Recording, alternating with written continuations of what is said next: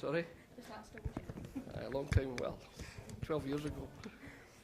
So obviously, before you came to Preston, what do you remember about Sir Tom? Well, obviously I am from Scotland, and before coming to Preston, all my career was in Scotland, and I played with one or two guys who remember him. And there's a very famous former Preston North End player called David Snedden from Kilmarnock, and I used to talk to David Snedden, and Davy said, you know, the most wonderful player he ever saw as well as played with was Sir Tom Finney. And he said, I played with him for a year and I didn't know whether he was right-footed or left-footed. So it tells you that he was equally proficient as a player with both feet. But I remember Sir Tom here because very often on a Friday morning when we came from the training ground back up for our lunch here or to visit the club, he was still sitting signing his splash photograph or his autobiography.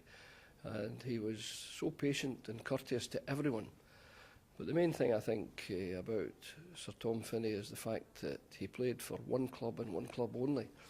That doesn't happen nowadays. How many players now stay with the same club for their whole career? Now that shows terrific loyalty, and that's the kind of measure of the man. A perfect gentleman, a loyal, courteous, outstanding example of a footballer. In your time as manager here, what was your relationship like with Sir Tom? Excellent. After a match, he would never be critical. He would come in after maybe he had a poor performance, and you'd come in and you would say, how did you think we played last night? He was never critical. He was always positive.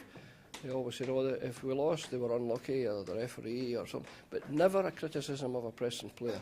Always positive, always courteous and supportive. And the same with the players. The players used to respect him and see him.